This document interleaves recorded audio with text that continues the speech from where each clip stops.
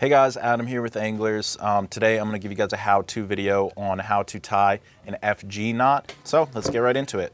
Alright, I have got the end of that braided line in my mouth right now so that we can create tension. I'm just holding it with my teeth. Now we're going to start wrapping with the mono end. So as you can see, we're wrapping on either side of that mono that's coming off the side. Basically the idea behind this is you're grabbing that braid with the mono and creating sort of a coil down that mono right there. So we are just going to keep wrapping here. There's no really set number for when you're tying an FG knot. I typically go like the width of my thumb. Most of the time with heavier line you might want to go a little bit longer, but we will just keep on doing these wraps here. As you can see, those coils are pretty tight together. You want them as tight as possible, but if they're not, directly touching, it's not the end of the world. So right now I'm snipping the end of the braid just so it's easier to work with. Now I'm gonna do an overhand knot over both the mono and the braid, and I'm going to pull it tight here.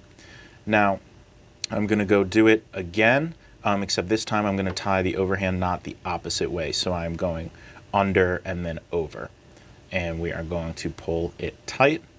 Now at this point with the knot, I typically like to grab my mainline braid and the mono and just give it a nice stress test there to make sure that my wraps are not coming undone.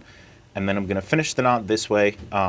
On the opposite end of where I just tied those two overhand knots, I'm going to do the same thing. So one overhand knot going over under, and then one overhand knot going under over. There's a couple different ways you can finish this knot. Some people like to do a risotto finish, but this is the way that works best for me. Give it another stress test there. And here you go, guys. That is the FG knot. Gonna snip the tag end so it looks all pretty for you. And there it is, your FG knot all tied. Last thing I'm going to do here actually is I'm going to burn the tag ends.